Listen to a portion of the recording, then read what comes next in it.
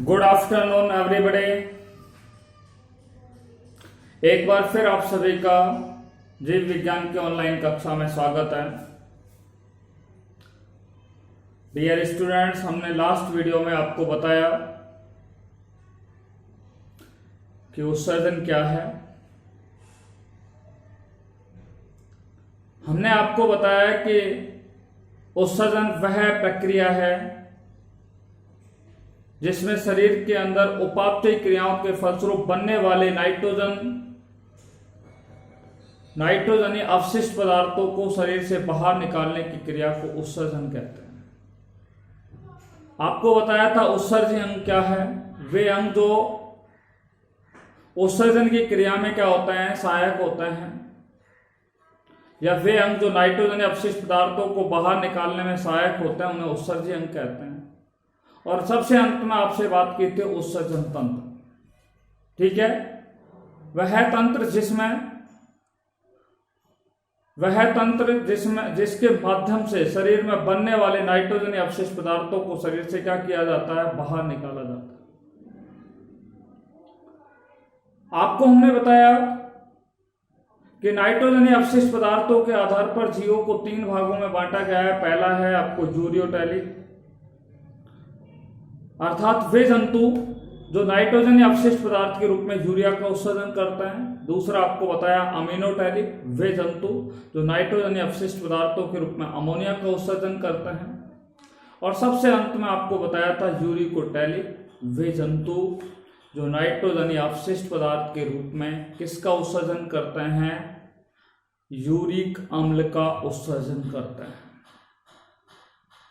ये last video में हमने आपको बताया था। आज हम आपसे चर्चा करने जा रहे हैं वो एक बहुत ही इंपॉर्टेंट टॉपिक है जिसको कई बार एग्जाम्स में क्या है पूछ लिया जाता है। और ये क्वेश्चंस आपको जो मैं आपको पढ़ाने जा रहा हूं, आज का जो टॉपिक है वो बहुत ही इंपॉर्टेंट टॉपिक है, जो आपको मैं बता दूं सन 2018 के अंदर ये सवाल पूछा गया था 2018-19 की बोर्ड एग्जाम्स में कि मानव के उत्सर्जन तंत्र का नामांकित चित्र बना करके वर्णन करिए।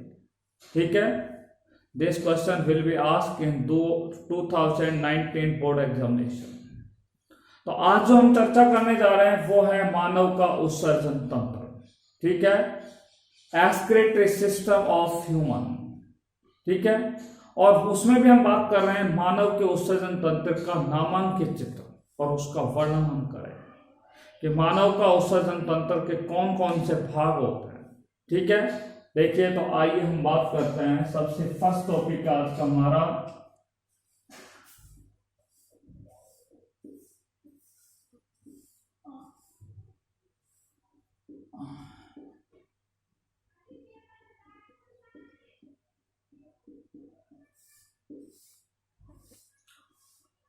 lesson number 25 is going on just now, excretory system of human, excretory system of human।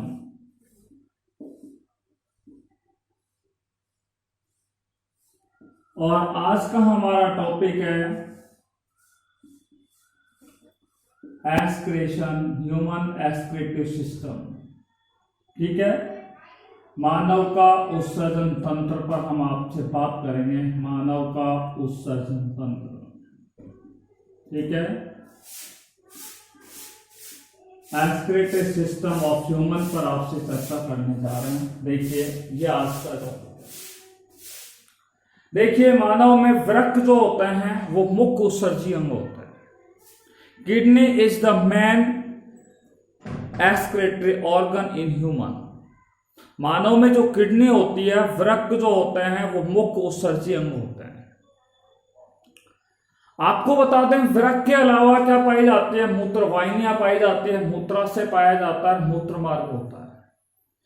वृक्क के अलावा मूत्रमार्ग, मूत्रवाहिनी और मूत्राशय जो होता है ये भी क्या है, सहायक उत्सर्जी अंग होते हैं।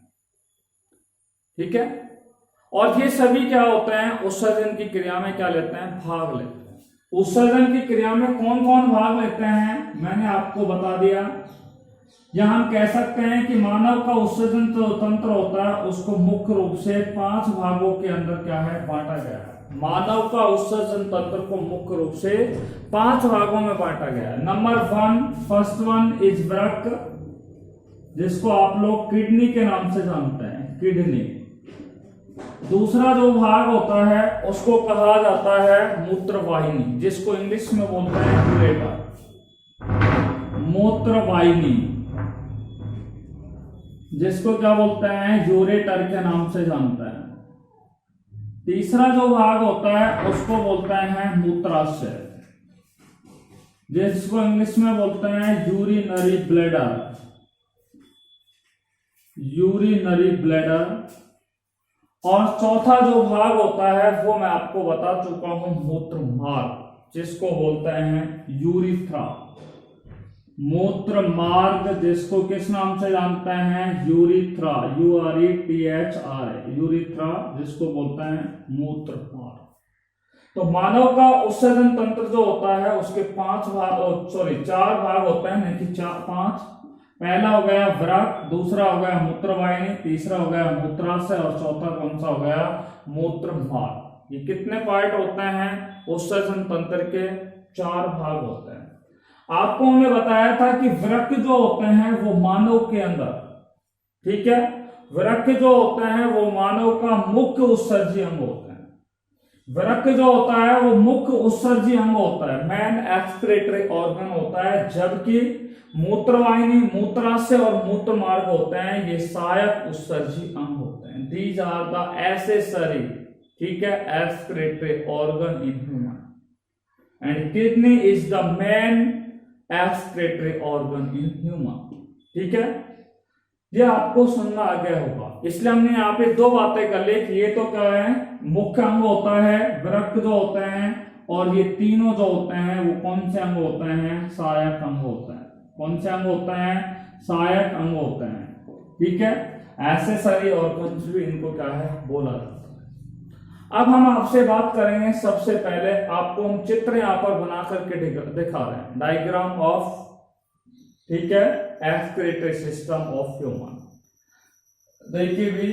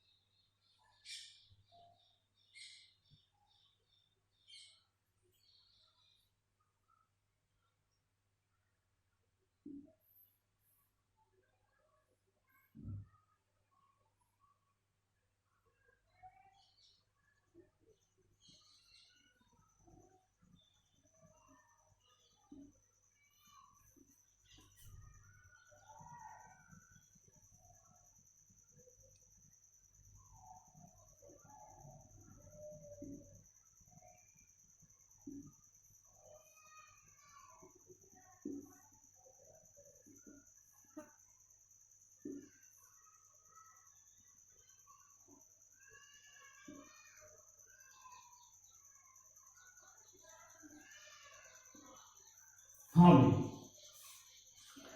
देखिए, मानव का उत्सर्जन तंत्र के ऊपर बात कर रहे हैं। मानव के अंदर ये एक जोड़ी क्या पाए जाते हैं, वृक्क पाए जाते हैं। इस वृक्क को कहा जाता है राइट किडनी या दायां वृक्क के नाम से इसे जाना जाता है, राइट किडनी, या इसे क्या कहा जाता है, दायां वृक्क, ठीक है। ये कहलाएगा बाईं किडनी या इसे लेफ्ट किडनी के नाम से जाना जाता है, ठीक है। देखिए, इसको कहा जाता है मूत्रवाहिनी, जिसको इंग्लिश में बोलते हैं यूरेटर। ये जो संरचना है इसको बोलते हैं मूत्राशय, जिसको बोलते हैं यूरिनरी ब्लैडर। और ये जो संरचना आपको दिखाई है इसको बोलते हैं हम यूरेथ्रा, जिसको बोलते हैं मूत्र मार्ग, यूरेथ्रा के नाम से जाना जाता है। Is it clear? देखिए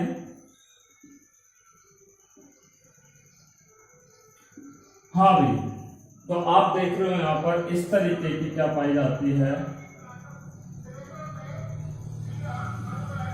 तो आपने देखा कि मानव के अंदर एक जोड़ी क्या पाए जाते हैं, वृक्क पाए जाते हैं, एक जोड़ी मूत्रवाहिनी पाई जाती है, मूत्राशय और मूत्र मार्ग उनके अंदर क्या है, पाया जाता है।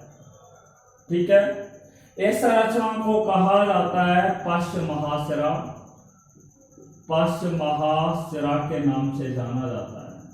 ठीक है, पोस्टीरियर वीना केवा के नाम से इसे जाना जाता है, और इसी का कहा जाता है पृष्ठ महाधमनी के नाम से जाना जाता है, पृष्ठ महाधमनी।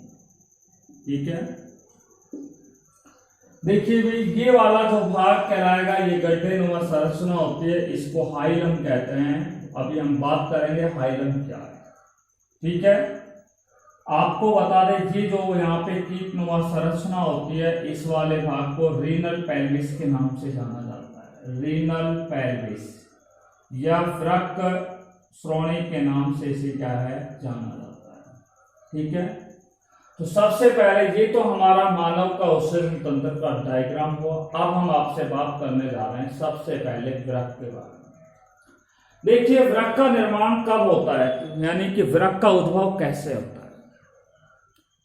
देखिए जब हम लोग कैसी अवस्था में होते हैं, भ्रूणी अवस्था में होता है, तो वृक्क का निर्माण जो होता है वो भ्रूणी अवस्था में मीजोडर्म की कोशिकाओं से होता है।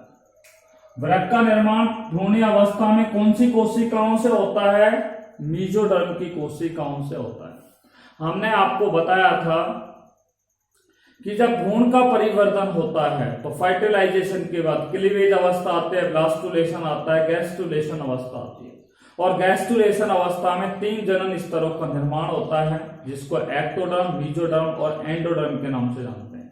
इसी मीजोडर्म के द्वारा मानव के अंदर भ्रूणी अवस्था में किडनी का या वृक्कों का क्या होता है, निर्माण होता है। तो वृक्कों का जो निर्माण होता है वो भ्रूणी अवस्था में कौन सी कोशिकाओं के द्वारा होता है, मीजोडर्म की कोशिकाओं के द्वारा होता है। तो मीजोडर्म की जो सेल्स होती हैं उनके द्वारा वृक्क का निर्माण कौन सी अवस्था में होता है, भ्रूणीय अवस्था के अंदर होता है। आपको बता दें मानव के अंदर जो वृक्क होते हैं वो मेटानेफ्रिक प्रकार के होते हैं।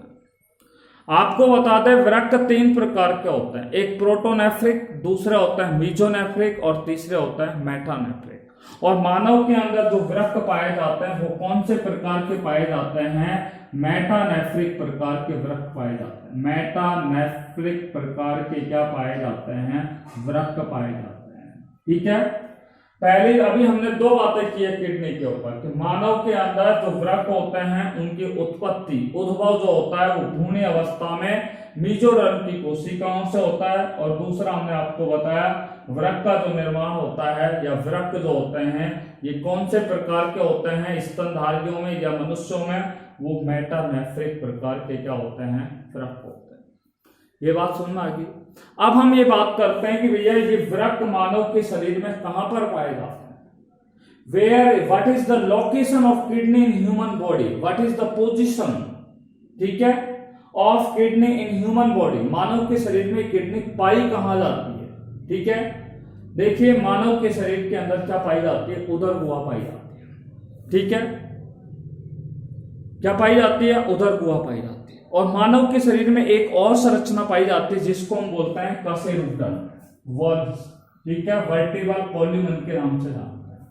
ठीक है, ये वर्टिब्रल कॉल्यूमन होती है जिसको बोलते हैं हम कशेरुकन। इस कशेरुकन जो होता है उसमें शिशु अवस्था में 33 कशेरुक पाए जाते हैं, जबकि वयस्क अवस्था में कितने कशेरुक पाए जाते हैं, 26 कशेरुक पाए जाते हैं।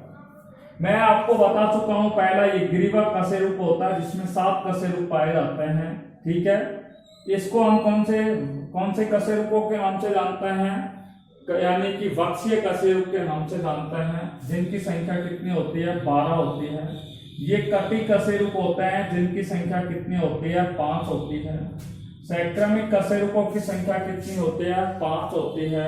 और अनुक्रमिक कशेरुकों की संख्या कितनी होती है? 4 होती है। 12, 7, 19 और 10, 29 और 4, 33।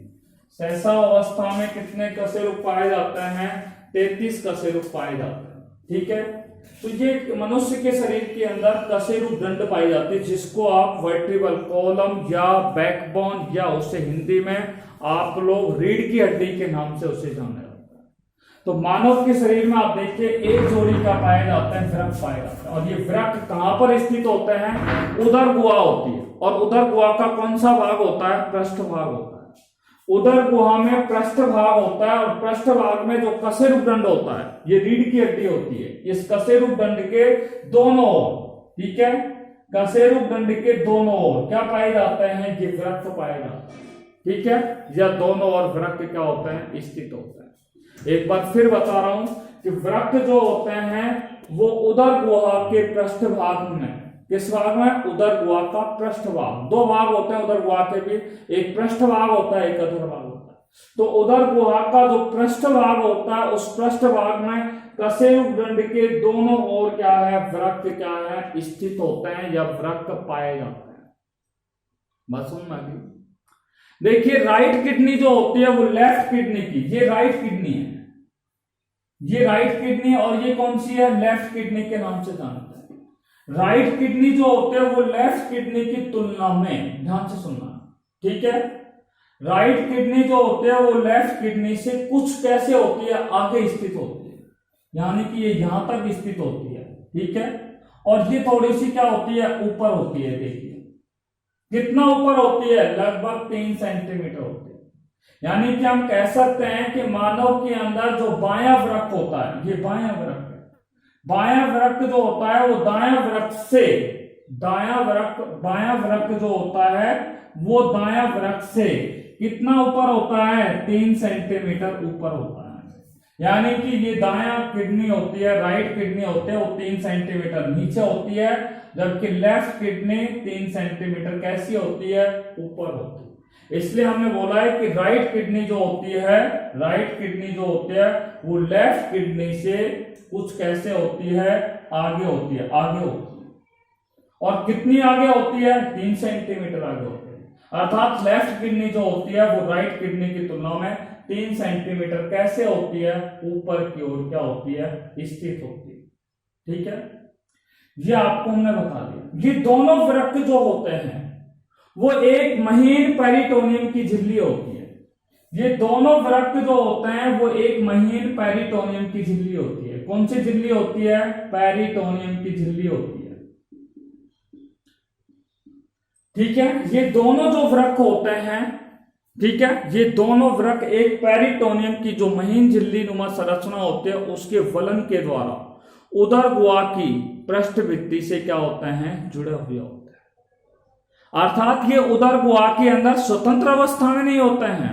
वृक्क जो होते हैं वो स्वतंत्र अवस्था में नहीं होता है, बल्कि ये वृक्क जो होते हैं वो एक महीन पेरिटोनियम की झिल्ली द्वारा, वलन द्वारा, ठीक है, झिल्ली नुमा वलन के द्वारा उदर गुहा की पृष्ठभित्ति से क्या होते हैं? जुड़े होते हैं। उदर गुहा की पृष्ठभित्ति से ये दोनों वृक्क होते हैं वो पेरिटोनियम की झिल्ली नुमा, ठीक है, वलन के द्वारा क्या होते हैं? जुड़े हुए होते हैं।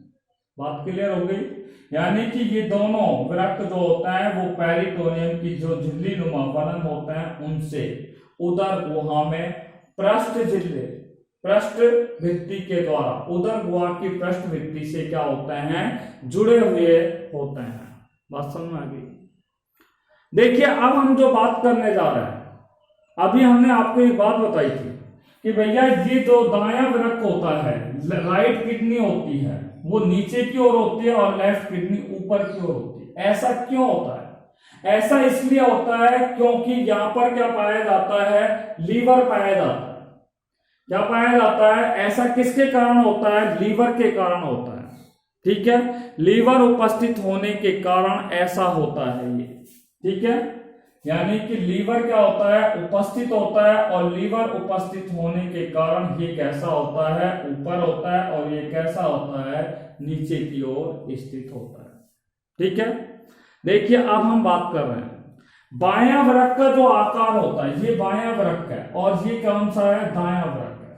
ठीक है, बायां वृक्क का जो आकार होता है वो दाएं वृक्क के आकार की तुलना में थोड़ा सा कैसा होता है, बड़ा होता है। यानी कि बायां वृक्क जो होता है वो आकार में बड़ा होता है, दायां वृक्क आकार में कैसा होता है, छोटा होता है। ये आपकी बुकों में नहीं है, जो कुछ बातें मैं आपको एक्स्ट्रा बता रहा हूं वो आपकी बुकों में भी नहीं है, आप पढ़ के देखेंगे तो हमने यहाँ पर कुछ एनसीईआरटी का कुछ हायर क्लासेस से आपको मटेरियल आपको बता रहे हैं। ठीक है, तो बायां वृक्क जो होता है, ये बायां वृक्क है जिसको राइट किडनी के नाम से जानते हैं, सॉरी बायां वृक्क, ये लेफ्ट किडनी, और ये क्या है, दायां, जिसको बोलते हैं राइट किडनी। इसलिए बायां वृक्क जो होता है वो दायां वृक्क की तुलना में आकार में कैसा होता है, बड़ा होता है। ये वृक्क आकार में बड़ा होगा, ये वृक्क आकार में कैसा होगा, छोटा होगा। Is it clear? अब हम बात करते हैं इनका आकार कैसा होता है। ठीक है, इनकी शेप साइज के ऊपर हम क्या करने जा रहे हैं, वृक्क की शेप साइज पर आपसे बात करने जा रहे हैं। देखिए किडनी जो होती है एक कैसे रंग की होती है, मानव के अंदर जो वृक्क होते हैं, इन वृक्क जो होते हैं इनका रंग कैसा होता है, डार्क रेड कलर होता है। यानी कि मानव के अंदर जो वृक्क होते हैं वो गहरे लाल रंग के होते हैं, डार्क रेड इन कलर होते हैं। मानव के अंदर जो किडनी होती है, वृक्क होते हैं, वो गहरे लाल रंग के होते हैं। कैसे रंग के होते हैं, गहरे लाल रंग के होते हैं। और इनका आकार ऐसे होता है जैसे सेम के बीज का आकार होता है। अर्थात किडनी का आकार कैसा होता है, सेम के बीज के आकार का होता है, बीन लाइक स्ट्रक्चर होता है। बीन का अर्थ होता है सेम का बीज, बीन सीड लाइक स्ट्रक्चर होता है। सेम के बीज के आकार की समान संरचना किसकी पाई जाती है, वृक्क की पाई जाती है। तो वृक्क जो होता है वो गहरे लाल रंग के होते हैं और कैसे होते हैं भैया, बीन शेप लाइक स्ट्रक्चर होते हैं, अर्थात सेम के बीज के आकार के होते हैं। क्लियर बात होगी। अब बात करते हैं इनकी लंबाई के बारे में। देखो ये वृक्क है और इस वृक्क की जो लंबाई होती है यहां से लेकर के यहां तक, इसकी लंबाई जो होती है वो 10 से 11 सेंटीमीटर होती है। एनसीईआरटी की बुकों में लिखा है 10 से 12 सेंटीमीटर होती है। कितने होते हैं, 10 से 12 सेंटीमीटर होती है। बात समझ आ गई। इनकी जो चौड़ाई होती है वो चौड़ाई कितनी होती है, लंबाई होती है 10 से 11 सेंटीमीटर, चौड़ाई जो होती है वो लगभग 5 से लेकर के 6 सेंटीमीटर होती है। ये इनकी ब्रॉडनेस होती है। ठीक है, चौड़ाई होती है। एनसीईआरटी में अगर बात करें तो इनकी लंबाई 5 से 7 सेंटीमीटर। इनकी जो मोटाई होती है, वृक्क की लंबाई 10 से 11 सेंटीमीटर होती है, चौड़ाई 5 से 6 सेंटीमीटर होती है। और आपको हम बता दें इनकी जो मोटाई होती है, थिकनेस होती है, वो कितनी होती है, वो होती है 2.5 सेंटीमीटर से लेकर के 3 सेंटीमीटर होती है। यानी कि लगभग 2.5 सेंटीमीटर से लेकर के 3 सेंटीमीटर मोटी क्या होती है भैया, किडनी होती है। तो किडनी की मोटाई पता लग गई आपको, लंबाई और चौड़ाई भी आपको ज्ञात हो गई। इसका आकार कैसा होता है, सेम के बीज के आकार का होता है। इसका रंग कैसा होता है, गहरा लाल रंग का होता है। और अंत में अगर हम बात करें तो एक किडनी जो होती है उसका वजन, भार, ठीक है, एक वृक्क का जो भार होता है वो मानव के शरीर के अंदर कितना होता है, 120 से लेकर के 170 ग्राम होता है। कितना वजन होता है, 120 से लेकर के 70 ग्राम होता है। ये बात आपके समझ में आ गई होगी। 120 से लेकर के 170 ग्राम क्या होता है, इसका वजन होता है। ठीक है भैया। अब आप देखिए, हमने आपको यहाँ पर कुछ इंपॉर्टेंट बातें बताई कि वृक्क की उत्पत्ति मेसोडर्म की कोशिकाओं से होती है। ठीक है, कौन सी अवस्था में, भ्रूणी अवस्था में होता है। वृक्क मेटानेफ्रिक प्रकार के होते हैं। ठीक है, एक जोड़ी क्या पाए जाते हैं, वृक्क पाए जाते हैं। ठीक है, जो उदर गुहा के पृष्ठभाग में कशेरुदंड के दोनों ओर क्या होते हैं, स्थित होते हैं। राइट किडनी जो होती है वो लेफ्ट किडनी से थोड़ा सा कैसे होती है, आगे की ओर स्थित होती है। ठीक है, और आपको बताया कि मानव में बायां वृक्क जो होता है वो दायां वृक्क की तुलना में 3 सेंटीमीटर कैसा होता है, ऊपर की ओर होता है। और ऐसा किसके कारण होता है, क्योंकि वहां पर लीवर क्या होता है, उपस्थित होता है। लीवर की उपस्थिति के कारण वो 3 सेंटीमीटर कैसा होता है, ऊपर होता है। ठीक है, आपको बताया था कि बायां वृक्क का आकार जो होता है, ये बायां वृक्क है, इसका आकार दाएं वृक्क की तुलना में कैसा होता है, थोड़ा सा बड़ा होता है। ठीक है, और आपको हमने बताया कि ये दोनों वृक्क होते हैं, उनके चारों ओर एक महीन पेरिटोनियम की झिल्ली का आवरण पाया जाता है, वलननुमा आवरण पाया जाता है, जो उदर गुहा की पृष्ठभित्ति से क्या है, उन्हें जोड़े रखने का कार्य करता है। लंबाई हमने आपको बता दी, इनकी लंबाई 10 से 11 सेंटीमीटर होती है, चौड़ाई 5 से 6 सेंटीमीटर होती है, मोटाई 2.5 से 3 सेंटीमीटर होती है। इनका आकार सेम के बीज के आकार का होता है। रंग कैसा होता है इनका, गहरा लाल होता है। कैसा होता है इनका रंग, कैसा होता है, गहरे लाल रंग का होता है। ठीक है, यहां तक आपको बात समझ में आ गई होगी। आप वृक्क की संरचना को अगर हम देखें बाहर से, तो ये वृक्क का बाहरी तल होता है, ये आंतरिक तल होता है। वृक्क का जो बाहरी तल होता है उसकी संरचना को अगर देखें तो इस प्रकार से होती है, जैसे आपका कौन सा लेंस होता है, कॉन्वेक्स लेंस होता है। ठीक है, वृक्क का जो बाहरी तल होता है वो उत्तल होता है। ठीक है, कैसा होता है, उत्तल होता है, जबकि ये बाहरी तल होता है। वृक्क का बाहरी तल कैसा होता है, उत्तल लेंस जैसा होता है। और आंतरिक तल जो अगर बात करें, वृक्क का जो आंतरिक तल होता है वो अवतल लेंस के समान होता है, यानी कि कॉनकेव लेंस के आकार का होता है। ठीक है, ये कॉन्वेक्स होता है। वृक्क का बाहरी तल कैसा होता है, कॉन्वेक्स होता है, यानी कि उत्तल होता है। और वृक्क का आंतरिक जो तल होता है वो कैसा होता है, कैसा होता है भैया, अवतल होता है या कॉनकेव होता है। इसकी जो अवतल सतह है, ये अवतल सतह है, ये अवतल सतह है जिस पर हम आपको इस तरीके से अपनी उंगलियों को फेर रहे हैं। और इस अवतल सतह पर क्या पाया जाता है, एक गड्ढा पाया जाता है। ठीक है, वृक्क के आंतरिक तल पर क्या पाया जाता है, वृक्क का जो आंतरिक तल होता है वो कैसा होता है, कॉनकेव होता है, अवतल होता है। और इस अवतल सतह पर क्या पाया जाता है, इस अवतल सतह पर क्या पाया जाता है, एक गड्ढा पाया जाता है। अवतल सतह पर क्या पाया जाता है, एक गड्ढा पाया जाता है। इस गड्ढे को क्या कहा जाता है, हाइलम। हाइलम नहीं कहें तो इसे वृक्क नाभि कहा जाता है। क्या कहा जाता है, वृक्क नाभि। हमने आपको बताया कि वृक्क की अवतल सतह पर, अवतल सतह कहां पर पाई जाती है, आंतरिक सतह पर। ठीक है, यानी कि वृक्क की आंतरिक सतह को, आंतरिक सतह किस प्रकार की होती है, अवतल होती है। और ये अवतल सतह जो होते हैं उसमें क्या पाया जाता है, गड्ढा पाया जाता है। और उस गड्ढे को क्या कहा जाता है, हाइलम, या उसे क्या कहा जाता है, वृक्क नाभि भी कहा जाता है। तो अवतल सतह पर क्या पाया जाता है, एक गड्ढा पाया जाता है। गड्ढे को क्या कहा जाता है, एक वृक्क नाभि के नाम से जाना जाता है। देखिए हाइलम वाला जो भाग होता है, ये हाइलम वाला भाग है। और इस हाइलम वाले भाग से देखिए क्या क्या निकलते हैं, बाहर की तरफ क्या जाती है और अंदर की तरफ क्या आती है। तो वृक्क का बाहरी जो भाग होता है, यानी कि वृक्क का ये हाइलम वाला जो भाग होता है, हाइलम वाले भाग से वृक्क धमनी, ये वृक्क धमनियां होती हैं और ये क्या होती हैं, सिराएं होती है, रीनल आर्टरीज और रीनल वेन्स। ठीक है, तो वृक्क के हाइलम वाले भाग से, वृक्क के हाइलम वाला जो भाग होता है इससे बाहर की ओर क्या जाती है, बाहर की ओर, ध्यान से सुनना, वृक्क के हाइलम वाले भाग से वृक्क धमनी, रीनल आर्टरी और नर्व क्या करते हैं, प्रवेश करते हैं। तो कौन प्रवेश करती है, वृक्क धमनियां तो प्रवेश करती है और साथ में क्या प्रवेश करती है, तंत्रिकाएं प्रवेश करती है।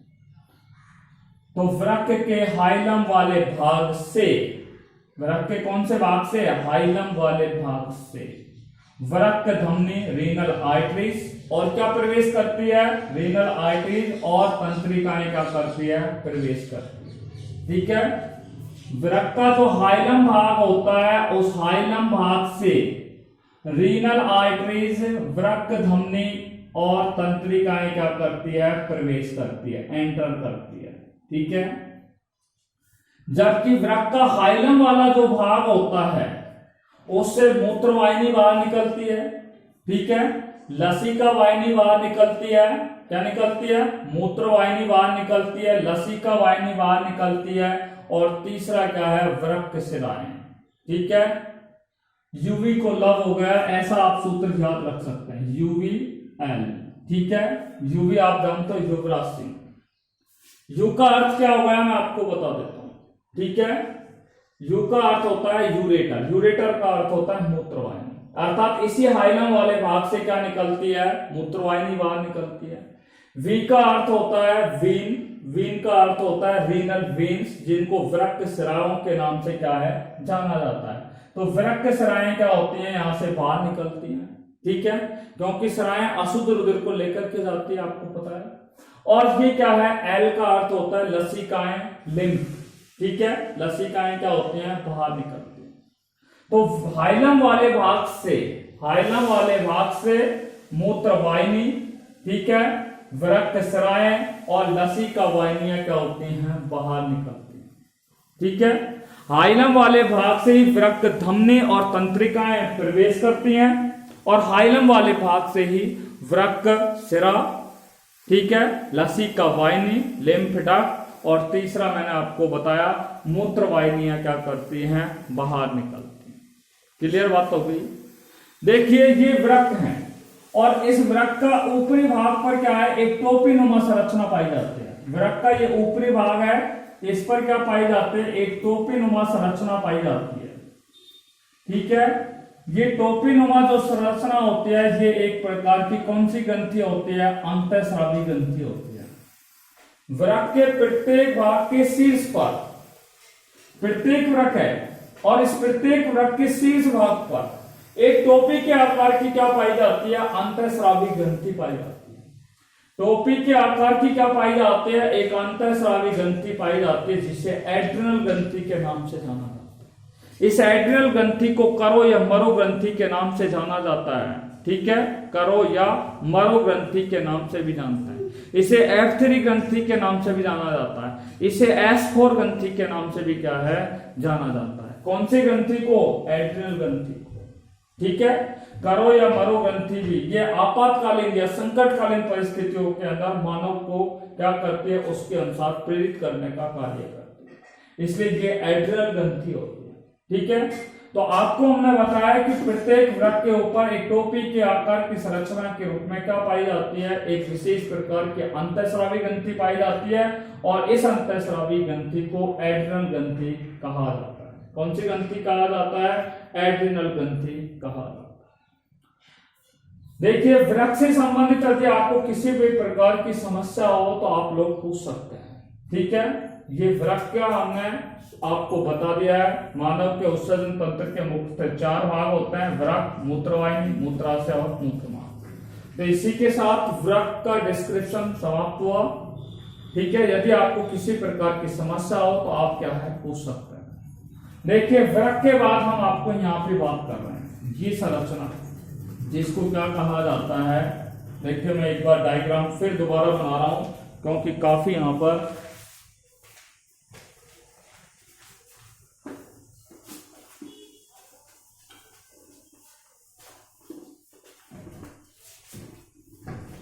अब मैं एक सिंपल डायग्राम आपको बना करके दिखा रहा हूं। यहां पर देखिएगा,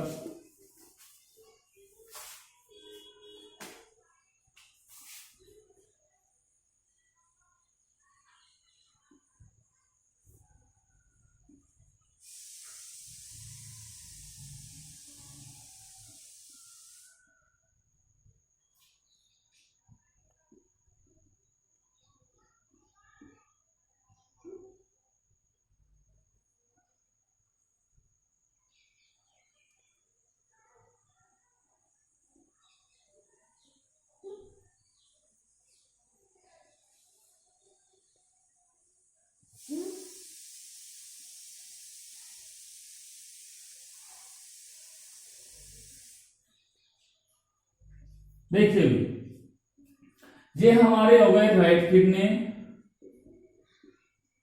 ठीक है, दायां वृक्क, और इसको बोलते हैं लेफ्ट किडनी, जिसको बोलते हैं बायां वृक्क, लेफ्ट किडनी। ठीक है, हम अब जो बात करने जा रहे हैं ये सहायक अंगों पर बात कर रहे हैं, सहायक उत्सर्जन अंगों पर। और सबसे पहला सहायक उत्सर्जन अंग है जिसका नाम है मूत्रवाहिनी, जिसको हम क्या बोलते हैं, यूरेटर के नाम से जानते हैं। ठीक है, ये वृक्क का क्या है, हाइलम होता है। ठीक है, मैंने आपको बताया कि वृक्क, ठीक है, वृक्क की जो बाहरी सतह होती है वो कैसी होती है, अवतल होती है, सॉरी उत्तल होती है। और आंतरिक सतह कैसी होती है, अवतल होती है। अवतल सतह पर एक गड्ढा पाया जाता है जिसे क्या कहते हैं, हाइलम के नाम से उसे जाना जाता है। प्रत्येक वृक्क का अंदर क्या होता है, हाइलम होता है।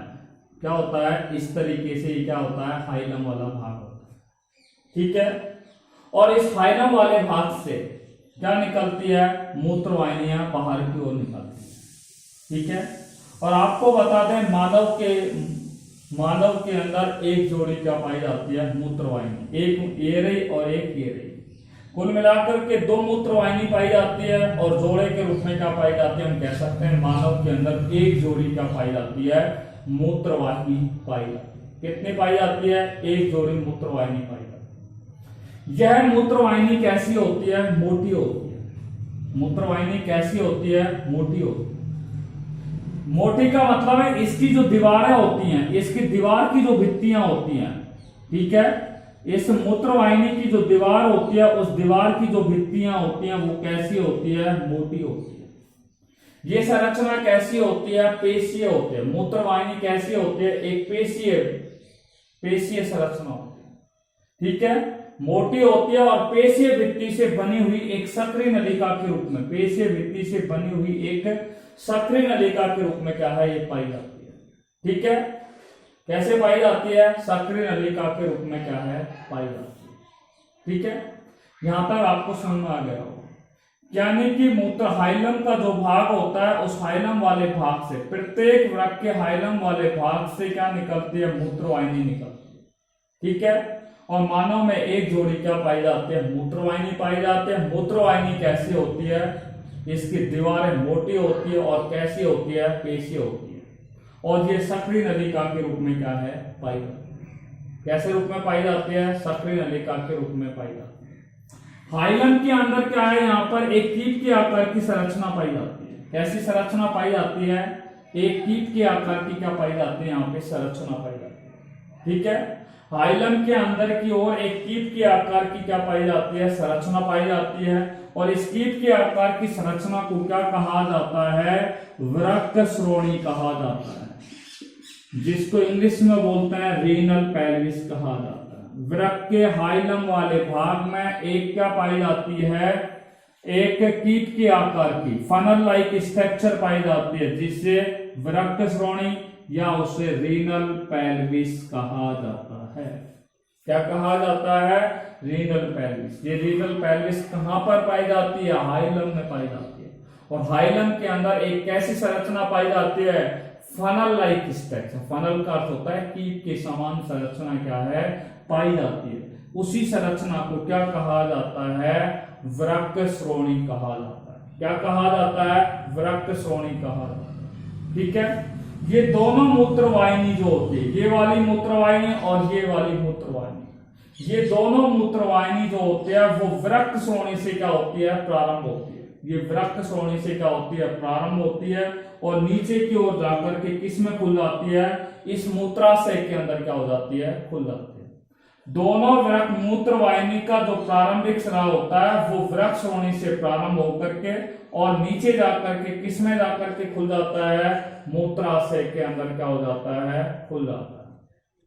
ठीक है, मूत्रवाहिनी की भित्ति मैंने आपको बताई थी मोटी होती है और कैसी होती है, कैसी होती है, मूत्रवाहिनी की जो भित्तियां होती हैं वो मोटी भी होती है और कैसी होती है, पेशियां होती हैं। और ये पेशीय जो संरचनाएं होती हैं, ठीक है, ये पेशियां क्या काम करती हैं, ये पेशियां मूत्रवाहिनी में, ये पेशियां क्या करती है, मूत्रवाहिनी में मूत्र को आगे बढ़ाने के लिए इनमें पेशियां पाई जाती हैं। और ये पेशियां क्या काम करती है, ये मूत्रवाहिनियों में पाई जाती है और मूत्रवाहिनियों में क्या काम करती है, मूत्र को आगे बढ़ाने के लिए इनमें क्रमाकुंचन तरंगे क्या करती है, उत्पन्न करने का कार्य करती है।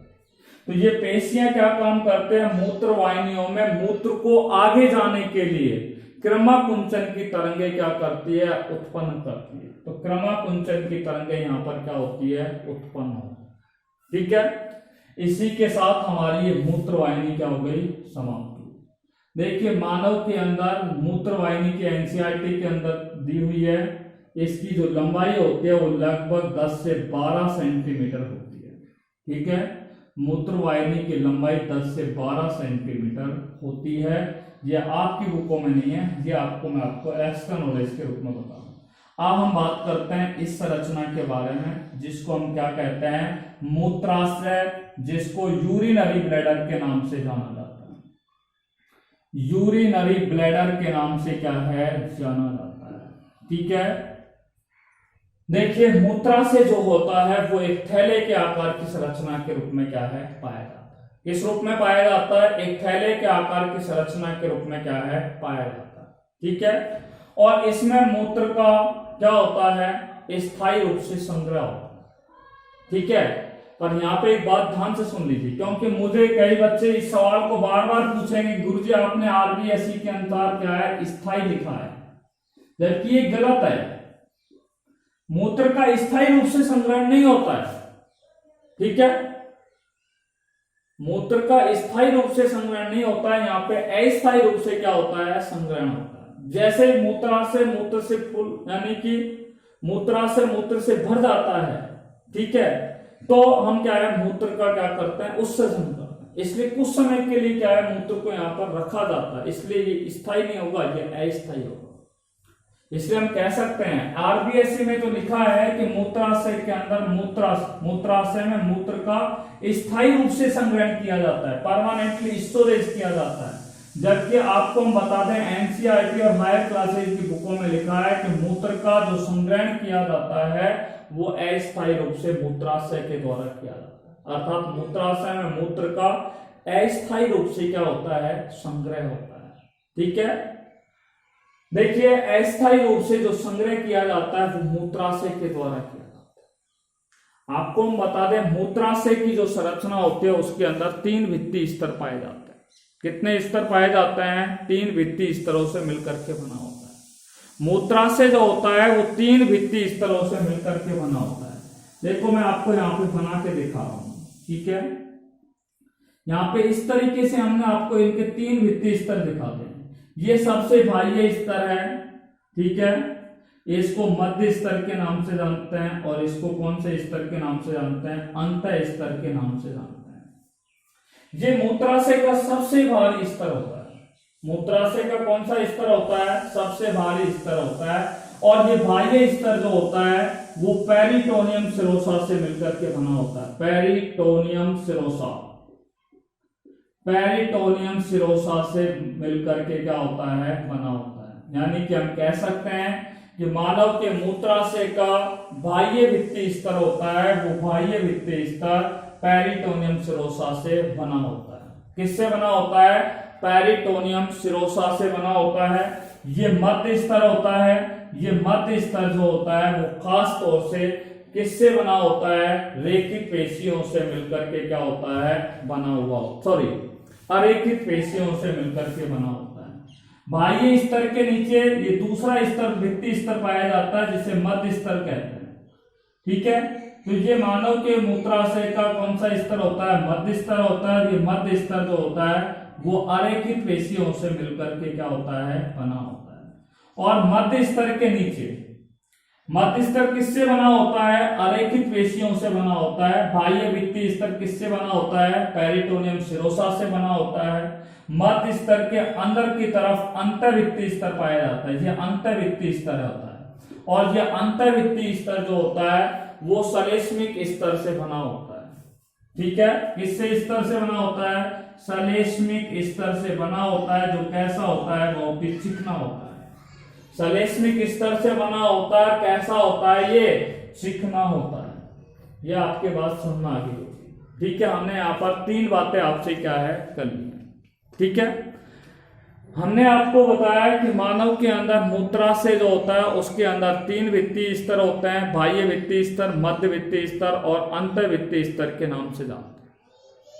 अब आपको हम एक सिंपल बात कर रहे हैं, मूत्राशय जो होता है, नर में जो मूत्राशय होता है वो मलाशय के आगे होता है। नर मनुष्य में मूत्राशय कहां पर पाया जाता है अगर आपसे पूछा जाए तो नर में जो मूत्राशय होता है वो मलाशय के कहां पर पाया जाता है, आगे पाया जाता है। नर में मूत्राशय कहां पर पाया जाता है, मलाशय के आगे पाया जाता है, जबकि मादाओं के अंदर मूत्राशय, मादाओं में जो मूत्राशय होता है वो कहां पर पाया जाता है, योनि के नीचे पाया जाता है। ठीक है, सॉरी, मादाओं में जो मूत्राशय होता है, नर में जो मूत्राशय, सबसे पहले नर की बात कर लेता हूं। नर में जो मूत्राशय होता है वो यहां पर पाया जाता है, ये मलाशय होता है, और मलाशय के आगे की तरफ क्या पाया जाता है, मूत्राशय पाया जाता है। और मादाओं में क्या है, मूत्राशय होता है वो कहां पर पाया जाता है, योनि जो होती है, ये योनि होती है, इस तरीके की संरचना आपने देखा होगा, योनि के ठीक ऊपर, ठीक है, यहाँ पर बाह्य क्लोटो यानी कि क्लोटो लघु बगोष्ठ और क्या पाए जाते हैं, बृहद बगोष्ठ पाए जाते हैं। इसके ऊपर क्लोटोइस होता है, यहाँ पर क्या है, योनि का सबसे ऊपरी भाग पर छिद्रनुमा संरचना पाई जाती है, जिसको मूत्राशय, मूत्र चलन छिद्र कहते हैं, और इसके ऊपर यहाँ पर क्या पाया जाता है, मूत्राशय पाया जाता है। इसलिए मादाओं में जो मूत्राशय होता है वो कहां पर पाया जाता है, योनि के ठीक ऊपर पाया जाता है। ठीक है, योनि के कहां पर पाया जाता है, ठीक ऊपर की ओर स्थित होता है। आपको बता दें, मानव के अंदर मूत्राशय में 700 से लेकर के 800 ml मूत्र का क्या किया जा सकता है, संग्रह किया जाता है।